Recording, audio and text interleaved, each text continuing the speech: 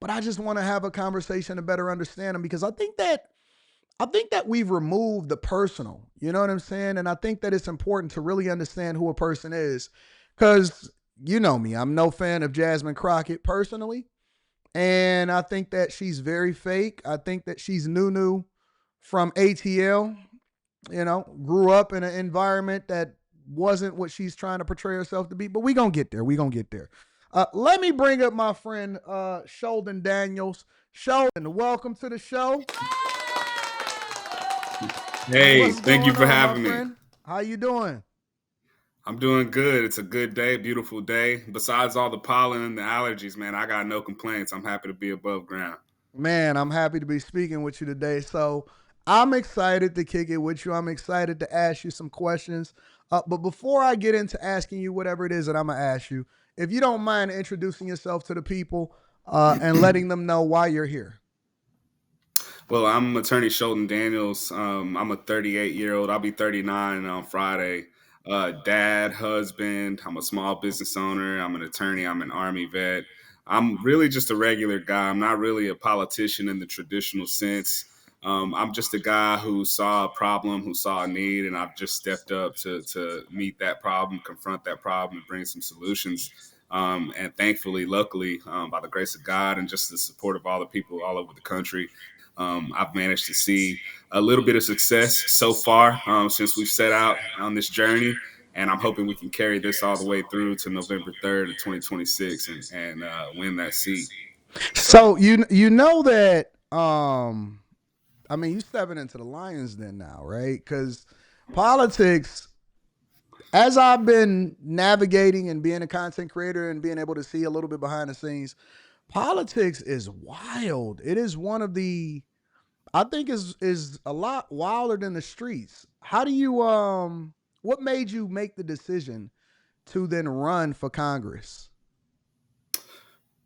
being a dad, whenever this thing, I've always been raised to kind of see society as, something bigger than myself that I needed to contribute to. But when I have children, innocent kids, and when you have kids, you meet other parents, right? Your kids have friends and classmates, and you start to develop this network. And now that I see the world kind of through the lens of a dad and a husband, someone who Yeah. needs to, prepare, my house. When I have a new baby, I have to go around and kind of safety proof and child proof my house, thinking in the future.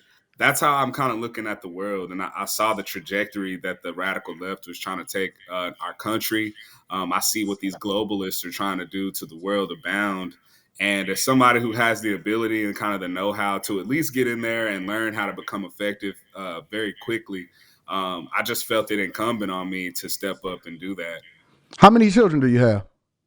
I have four kids. My wife and I, we have three children together, but I became a dad at 14 years old. So I have a 25-year-old daughter. Not really a kid, but yeah, as far as kids, I have a 7-year-old son, and we're not going to talk about that. 'Cause, she wants to have her own private Yeah, life yeah, or yeah, whatever. absolutely. So, but as far as children, I have a 7-year-old son, Sholdon Jr. I have a 5-year-old daughter named Nova, Okay. and my wife and I just welcomed our third child, Alira, who will be 1 month old Congratulations. on my birthday. Yeah, thank you so much. So wait a minute. So how many kids do you plan on, how many more do you plan on having? As many as God will bless us with. So No, I think that that's awesome because I think that one of the things that plagues society is that we have a lot of people that are not situationally aware, and I don't think that they really understand how impactful it is to have children because these are the future leaders, which is one of the things that really plagued me, and that I was, man, it was difficult for me to even have a kid because similar to what you was just saying, I was looking at the trajectory of the world and how things were going, and it was just like, man, I can't imagine having more than one child. But, one of the things that I wanted to ask you is your mindset originally growing up. Because me personally, I was raised in Detroit, Michigan, raised in a church, but I was raised in a traditionally Democrat household. All of my family is still Democrat. All of my brothers and all of that stuff, they're, even though they have a conservative mindset, they are still taught to vote blue, right? And I was, Right. it took me a little bit to kind of get out of that to start thinking for myself. And I would say probably within the last, I don't know, 8, 9 years was when I kind of snapped out of it. Were you traditionally raised in a similar environment? And if so, how were you able to divest yourself and then start to move more towards conservative values or being a Republican? Absolutely. I was born in the mid 80s. I was born in 86 to a single mom, government housing, the projects, that whole nine. And so, coming up in that environment, there was absolutely a lot of us versus them. I was raised with this perspective of, my ancestors were brought over here by force. Everyone hated them when they got here. All Yeah. white people in America were pro slavery, and the people who weren't actively involved with it just didn't care about us. And so I definitely came up with that kind of chip on my shoulder growing up in rural Texas, where I kind of got to see some of the vestiges and some of the crumbs of the old Jim Crow era still kind of left over and lingering in my town. For example, I was the first African American attorney to open up an office in my hometown since 1930, Mm, since William J. that's pretty Durham got his awesome. office. Yeah, he got his office burned down during a race riot, similar to what happened in Tulsa. And this was Thurgood Marshall's really good friend. And so, for me to come back home and to reopen shop, I think just kind of speaks to who I am as a person and how I want to change that narrative. But to answer your question, how I got out of that, it was just life. Growing up in my neighborhood, it was a very poor and working class neighborhood. My next door neighbors, some of my best friends, they were white people. They were going through the same struggles that we were. Mm. On the other side, it was, Mexican Americans. And then, my mother started dating a gentleman who was very pro black. He came with the Black Panther type rhetoric, and that's kind of the lens through which he viewed the world. And so, what one thing my mom did, that kind of helped shape me the way I am now. She raised me to be very smart and to seek knowledge, and to read a lot. She raised me to be successful. She wanted me to make a lot of money and to be a success. But on the other hand, she's very distrustful of very wealthy people and billionaires. So she was one of those who was, son, go out and do the right thing, make your money the right way. Don't go out and sell your soul for $1 billion. If you go out and you make something of yourself, come back home and pay it forward to the people who kind of helped you get to where you're going. And that's kind of how I live my life. That's why I went back home and opened up my law firm for the first 6 years versus just going to the city. But then also, seeing all the Black Lives Matter stuff and seeing those people lose their lives to all those police in such short spans of time, that was very rousing emotionally. That kind of got me caught up in that movement for a little while, but I quickly realized that it was a lot of spin by the media and the Yeah. people who I felt like who should have been doing something about it on the Democrat side, they were silent. And so that's when I really realized that, hey, I don't think this is a Democrat Republican type thing. I think it's just like a war of ideologies. Who's actually acting on behalf of the people, who's not. And then the main thing is, and this is the biggest tool that I have to help change other people's minds, is, my love for history, my love for American history in particular. And then my favorite portion of American history is the Reconstruction era. And so when you study about abolition and the abolitionist movement, and Yeah. you look at America through this lens, at least as far as being a black man. Now I look at America through this lens of, we were brought over here, but it was part of this bigger transactional machine type thing. It was economically driven. Yep. Absolutely, there were some people who were mean and hateful about it, but it was economically driven. You had people over here in America who hated it from day one. Those people don't get mentioned at all in history. In my household, we never talked about the John Browns. We never talked about the Charles Summers. All we talked about were the people who were evil and Yep. mean, Yep. towards our. We had to have this boogeyman, this villain. And what I teach my kids and why they look at this country different is I teach them more about the struggle of abolition, and in a more united front. So, we obviously, our ancestors were suffering the brunt of, chattel slavery. Yep. But we had people who were escaping. We had free blacks in this country since its founding, right? There were free blacks in the North. There were black slave owners in the South. Yep. that I've researched and found out People about. don't want to talk about that part.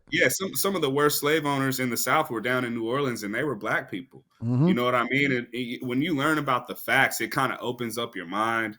And then too, I'm living in a world where the people who support my business don't look like me. The people who were trying to, discourage me from even trying to go to law school, they look like me. Okay, I came up Yep. with those people. If you go look in my comments right now and look at the people who are trying to discourage me from even running, these are not white people. These are the people who look like me. Okay. Yep. These are Democrats. Okay. And so I've learned just through life experience and kind of always being the underdog, that you can't really judge a book by its cover. When they tell you to look left, you got to look right too, just to make sure you're not being led astray. But like I said, every page I turned as I'm reading about the abolition and these abolitionists and how they gave their lives and they died to help us not only get free by just helping us escape from slavery outright, but once we got enough people free, you have people like Fred Douglass who had become literate. They welcomed him in and created a new political party so that we would have the political power and the clout and the organization to pass the 13th, 14th, 15th Amendments. Yep. And I haven't seen any victories like that for the black community in America since then. Okay, and so Yeah, that's true. when I look in terms of Democrat wins versus Republican wins, it's not even an argument for me. You know what I mean? I think we absolutely belong back with the party that we helped found. Yep. When we locked arms with good patriots in this country, you're going to have extremists and hateful people on both sides.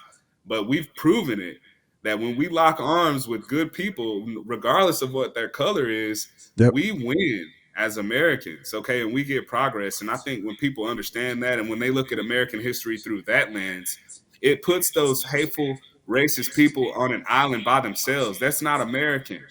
Okay, and that's what this America First movement is. It's for all people, all colors, all creeds. But if you're coming here and you're wanting to hate another American for the color of their skin or for whatever superficial reason, then this America First movement isn't for you. You got to go find another movement. That's truly inspiring because it speaks to a similar experience that I have, and that I was taught when I was raised, or I was conditioned to believe that enemies were people was based off of their, way that they were born, and not necessarily, the content of their character or how it is that they treat you. And so my experiences clashed with what I was being raised to believe, so to speak. And it's interesting you also say that because I travel to Dallas a lot. I have a lot of friends over in Dallas. And the interesting thing about Dallas is that Dallas is a pretty liberal place. And I didn't realize that I didn't even realize that it was certain places in Texas that was as liberal as it is. But Dallas is pretty liberal. Also, the mayor of Dallas recently came out during the past election and said that he was changing his party. How do you navigate through a space where the majority of the people tend to vote a certain way and not necessarily vote based off of the policies, whatever it is that the person is representing, how it is that he's looking to actually improve the community or work in his districts, and help the people to become more successful and not lean on identity politics or a traditional mindset to vote a certain way just because that's the way that they've always voted. How do you navigate through that whole gauntlet of liberal city, all of that type of stuff? I my first job is letting people know that I actually care about them. When I go out and I campaign, I'm knocking doors. I'm doing it the old school way. I'm not a very rich man. I don't have Soros money behind me, but what I do Mm. have is the work ethic. God prepared me for this. My first job was selling Kirby vacuums door to door, and I did a pretty good I job of did it that as too. I did it too. you know what I mean? And so I've Yeah, waited the yeah. tables and I've had to figure out ways of being able to connect with people on the fly, okay, and figure out what matters to them and what they want and how I can best serve them. And I loved waiting tables. I loved tending bar. This is one of my favorite jobs. If I wasn't an attorney, I would probably have a restaurant or something and be in the service business and just I love making people feel good. And so I think that matters to people. There's something about that when you're running to represent people when they know that you really do care about them. It's not even it starts to transcend political party at some point during a lot of these conversations because I'm finding people are saying things to me like the conversation starts off with what party are you with if you're this and get off my property, But a few minutes later, after I've broken through the ice, I've got them committing to give me one vote, to just give me Yeah. one opportunity. And it's not give this Republican an opportunity; it's give Sholdon an opportunity. Like, this kid is from here. Like, he shops at the same streets. He's sung in the same choirs. He's given Easter speeches at the same churches as my grandkids. Like, we need to give this young man an opportunity, because this is what we've hoped for. We've hoped that somebody would come out of this situation and go on to be able to do better things and then help us out. And that's what I am. That's what God has prepared me to be. And when I portray myself in that way to people and they're able to connect with me like that, it doesn't matter what party you're on. My policies are very common sense. My opponent has made this race fairly simple when it comes to policy, because she's got no policies. Right. Okay. She's admitted that her whole shtick is criticism and dividing people and reminding people why they need to be outraged. My thing is solutions, uniting people, and reigniting people to want to get behind the American flag so we can win together. I mean, it's diametric opposites. You're either America first or you're not. I was gonna ask you what your thoughts were about Jasmine Crockett, because I don't necessarily look at her as a person that is putting forth policy or doing anything meaningful to change the narrative or even working with the current administration, because I think that that's important in order to get things done within your district or within the city that you serve. What do you think about Jasmine Crockett and her rhetoric, her recent rhetoric when it comes to Elon Musk, the Trump administration, people in general? What are your thoughts about what she's become versus how she's come into the game? You know, First of all, she knows that she's not a good politician. Just fact of the matter, she's not good at the like the bare bone, like the pragmatic parts of the job, like the practical parts of the job, coming up with good legislation, building coalitions, getting laws passed, working them through committee, and making ideas go from just an idea to reality. She's never really done that. She does a good job of, like, pretending and putting on this show. But I think what that's done is that's alienated her, obviously, away from Republicans, but even within her own party. I've been to DC twice since I announced my run. I just got back earlier this week. I was there for 4 days, and the general area is Jasmine Crockett is kind of wacky, right? In her own party, the majority of people in the Democratic Party don't even really take her seriously, and so her only means for existence at this point is to raise money for the Democratic Party after they failed abysmally in this past general election. They need a young firebrand to get out there and kind of ruffle feathers and say whatever to stay in the headlines. Jasmine, was more than happy to sign up for that role, because, again, she's not here really to serve the people. She's here to play politics, play these political games, so long as her personal brand is furthered. And so people see that now. She's come out and said all the things that I was saying when I first announced, and people would Hmm. criticize me. "Oh, you can't say she just got her first job because she was a Black woman." And now she's come out and admitted that she got her first job because she was Black. She didn't Yeah. know anything, didn't have any experience, and now those same people have to eat their words. And it's the same when it comes to the policy. I said she's never passed a law. And in fact, every time she's been given a position in leadership, she's failed. Like, she's tanked. She's left the organization or the district or whoever worse off than they were than when she came in. But on the left, it's weird. It's like they tend to fail upwards. But you know, they've That's also true.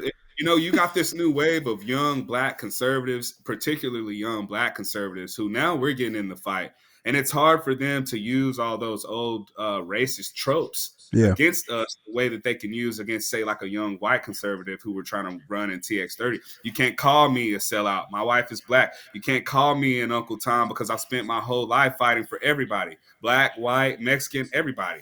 You know what I mean? And so Yep. all those Yep. things that they traditionally try to use, they can't use against me. They're calling me this unicorn candidate, and they're trying to get me to throw my support behind her, which just goes to show, they like my policies and they like my Are they style too. really? Yeah, it's just a matter of control. Absolutely. Yeah, her people, they come into my DMs, and they come to my events, and they say, "Well, why don't you want to work with her? Why don't you work alongside her? Why are you trying to tear the Black woman down?" And I'm just like, our policy Oh is no, you diametrically got to be opposed. kidding me. Yeah, look at her voting record. I would absolutely vote opposite. Everything she's done, I would have voted the opposite. So there's no way for us to work together. It's impossible.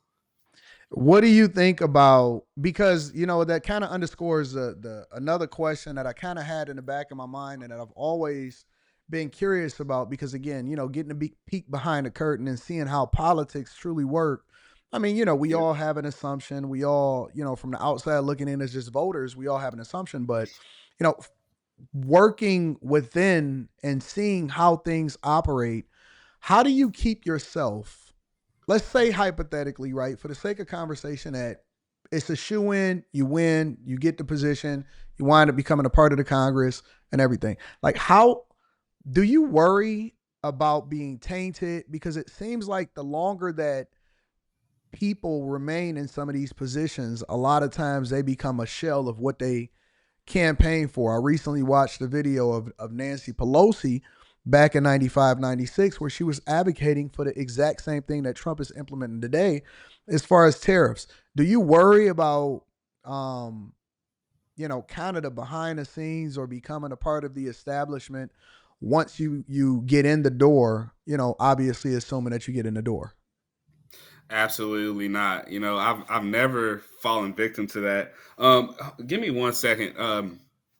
Hey, my laptop's about to die. Bring a charger. I'm so sorry. No, I've that's been on real. I this thing. like that. I like that. Bring a charger for the laptop. That means Um, you're a real human being. right? No, so no, to answer your question, absolutely not. I don't have any fears of that. Luckily, I've had a little bit of a taste of all these different lifestyles. Like I've been around the famous rappers and the famous entertainers. I've had an opportunity of representing someone in the entertainment industry, seeing that fame, seeing how they make that fast money and the private jets and all that up close, just close enough to know that that's not something that I want for myself. Also, I'm just I realized a long time ago, and I was raised to be like this, that fame and all those things, the materialism, right, and the things that glitter. To put it simply, I was raised to understand that everything that glitters isn't gold. Yeah. And so, you know what I mean? And I have people that I actually care about what they think about me. I'm still very grounded in my community. And just some things I just couldn't live with myself because I know what it looks like when you've alienated yourself from your parents, from your cousins, all the people that you grew up loving because you chose material or you chose fame and fortune, and now you can't come home for Thanksgiving. Yeah. I would rather be able to come home for Thanksgiving for the rest of my life and be respectable and have people show up to my funeral and actually be thankful that I lived my life the way that I lived, as opposed to building some castle or some fortress out there and having a bunch of fake rich friends. That's not the life that I envision for myself. Yeah, it's almost like, it seems like once somebody becomes a Congress member or something, it's almost like a license to print money or something, because for whatever reason, they wind up becoming super successful and more successful than if they were, regular everyday citizens and they had to go into corporate America or something like that. What do you think about the Department of Government Efficiency I love and it. all of the fraud, waste, and abuse that they're uncovering, and how liberals or people that are a part of the Democrat Party are kind of reacting to that? I love it. I love Doge. I love the cuts. I love the transparency. I love the fact that people are getting to actually bring it down to a ground level. What do my tax dollars actually pay for? For so Yeah, long, I know when I was a kid, it was, hey, you're driving on the roads, right? Pay the money, right? You go on an airplane and it doesn't crash, right? So just pay the money and don't ask any more questions. But now yeah, that we've actually, we got someone in there asking the questions, and we're realizing that essentially we're being robbed because our roads aren't being improved. And I look up and these planes don't look any better in 2025 than they did when I was a kid. You know what I yeah, mean? And so, where has the money actually been going? That's the most important thing. And if I am elected, that's one of my main priorities. Where has the money been going? And then we want to hold the people accountable who've been ripping this country off. It's not enough to just expose them in the media. These people need to be held accountable. yeah. Yeah, I agree, and I think that there's a lot of issues that we shouldn't even be divided on. When I think about, because I would imagine, people in Texas were highly impacted by what was happening during the last 4 years, as far as illegal migrants coming into the country, and seeing that the federal government was literally suing Texas to open up your borders, and as far as well, she likes to call them Governor Hot Wheels. But I think that you guys have probably the best governor in the United States of America.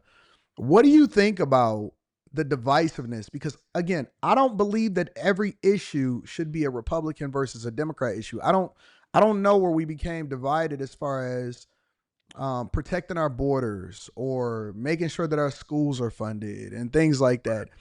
What do you think about the divisiveness? I mean, even in my own chat, obviously, there's people that say, Anton, why do you tear down a black woman? Because I believe in masculinity. Do you think that it is something else that's at play? Is it something bigger that's at play that's dividing us? Because every issue is a man versus woman, Republican versus Democrat. When I think that it's certain things that we probably should be aligned on. I mean, I don't think Right. that we should export our jobs to other countries. That should be here for Americans. What do you think about all of that? No, I absolutely agree. I think that there are bigger forces at play. We have bigger problems in this country than man versus woman or these sports issues or whatever. There's something called globalism, and globalism is hold on, let me plug this No, laptop go in real ahead. quick. Take your time. Do your thing. All right, we're back. Okay, so globalism, there are people in this world who want, one world government. That's the easiest way I could put it. They feel like, for various reasons, some people think that it's a good thing, some a bad thing. But for whatever reason, there are people who they don't want to see an America as it exists, in a France and a Mexico. They don't want to see all these different nationalities and all these people who are clinging to this idea of what it means to be an American, or say like a French person or a German. They want to melt all that stuff away. They want to melt away the borders. They want this young generation to not even really know what it means to be an American, to not Hmm. remember what it was like when America was great. They want this disconnect, right? Because I can remember when I was a kid, and I'm sure you can remember too. When we were children, we were connected to our elders. I was connected to my parents. We could laugh at a lot of the same jokes, and that was Yeah. because there was like this overlap. I watched a lot of the same TV shows that they watched. I laughed at the same jokes. I knew a lot of the same stars and celebrities that they knew. But nowadays, you look at it, I don't know anything about the stuff that my kid is into. I don't know any of these people. I cannot relate. And there is this disconnect, and that's by design. You look at all the divisive rhetoric from the radical left or the so called progressives, they're not even calling themselves Democrats anymore. It's by design. Yeah. So long as we can keep people divided and at each other's throats, they don't unite under that American flag. They don't work to make America great. They don't That's protect themselves. crazy to me. Yeah, That they no, don't that protect that truly themselves. is crazy because I see people saying that they stand with China or they Yeah, stand with Mexico, and I'm like, because back in my day, and I was born in 1982 and raised in the 90s, like it was all still like America first. Like, yes, listen, it's almost like arguing with your brother. Like me and my brother can fight, but you can't talk about him, and it's a exactly. different dynamic today. Yeah, so they don't want that. They don't want Americans feeling like that. They don't want us having that affinity, and they've done a good job of convincing a large block of our population to literally hate this country. I Mm-hmm. mean, anything that we try and do, they are opposed to it before they even hear the full idea, and they think they're on the side of right. And this is why, I don't hate these people. I'm not even really angry at these people. These people just need to be reminded Yeah. of what it looks like when we do come together, right? When we do lock arms and when we do win. And that's what my campaign is really about. I'm not really running on Democrat, Republican. I'm running on America first. It just so happens that my values and my principles and my ideals, policy wise, align with the Republican platform. I'm big Yep. on individual freedoms. I'm big on individual rights. I'm big on small central government. And then all the other powers that aren't given to the federal government under the Constitution, that's up to the states and up to your local government. But Yep. this requires a little bit of personal responsibility and accountability. You have to do the research. You have to know who your people are that you're electing. You can't get away with this just vote blue no matter who stuff anymore if you want the world to change. And I think that's what people are realizing. Yeah, I agree. Final question, because I know that you have to go. And I hopefully I can get you back on a show. Absolutely, Um, yeah. yeah, because this is great conversation. I think that local elections and local politics actually is more impactful and is more important than even what happens on a national level. I know the national level get all of the visibility and all of the promotional dollars and everything like that. But local elections, people tend not to participate as much as they do in national elections, right? How do you convince people, especially younger people, to get engaged, to find out who, what's going on, even in the national election? I find that it's a lot of people, they don't understand the millages, they don't understand the judges that's being elected, they don't understand even who's in their district or who's over what's going on from a congressional perspective. How do you get people more engaged? I know you said that you were hitting the streets and you was doing it old school. Do you think that there's a lack of, I don't want to say information, because the information and the knowledge is more accessible.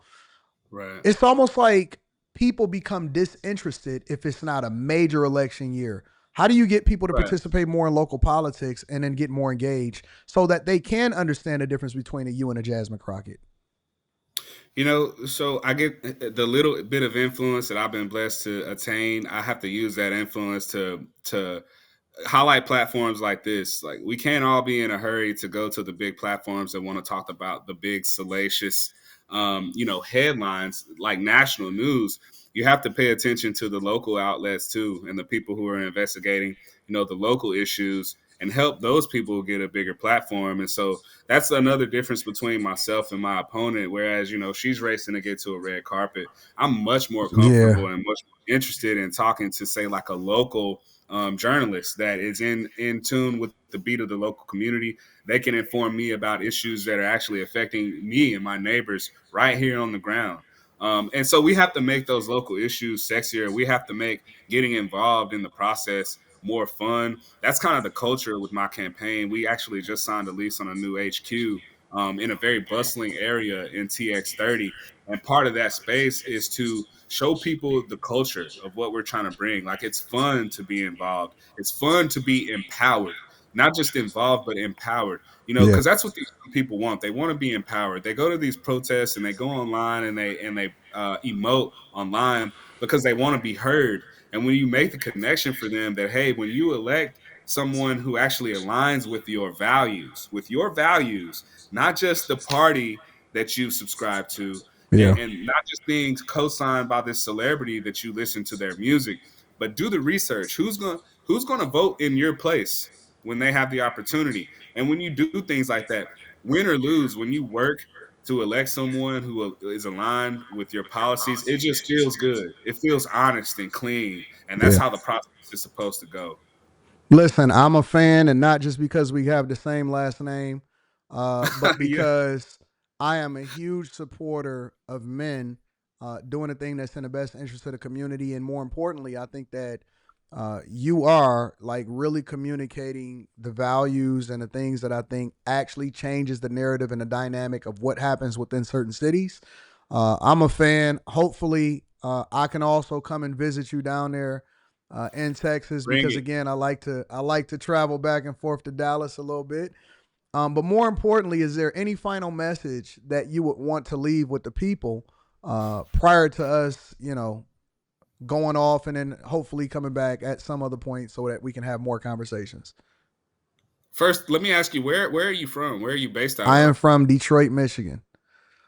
I Okay, got so a that's where you want. lot of friends, a lot of followers down in Texas. Okay. Well, cool. Next time I'm in Detroit, which I love Detroit, by the way. I didn't know you could just walk across a bridge and get to Canada and do all that type of cool stuff. Literally But yeah, 15 minutes. I look at Canada every single day. absolutely. Whenever you come down, look me up. Love to take you around, get you some birria tacos or some steak or barbecue, whatever you're into. But Uh, I want to leave the listeners with this thing just about me. Just, a lot of people are saying a lot of things about both of us. Myself and my opponent. But I just want you to hear it from me. I didn't get into this race to go viral. I got into this thing because I've seen what it's like when a district like mine goes ignored, and I know what's possible when a real leader shows up with a plan and when people get behind them. And so I'm not asking for blind support. This is an extremely winnable race that I'm running. I'm really asking for a chance to prove that America's not dead yet, that good is not dead yet, that common sense and courage and real opportunity can still win. And so, if you support that, if you believe in this America First movement, then let's build something together. You can visit me online at danielsforus.com. You can sign up to volunteer. Please donate to the campaign so we can keep this machine going. But just know that I'm running to bring real representation to DC in 2026. Absolutely. Ladies and gentlemen, Mr. Sholdon Daniels, thank you. I appreciate you for coming on the show, my friend. Thank And you. you Appreciate are it. definitely invited back anytime you want to come on, anytime you want to discuss anytime you want to get a message out to the people. You are always welcome to come and use this platform, my friend. Thank you, sir. Thank you so much. Thank you for coming on.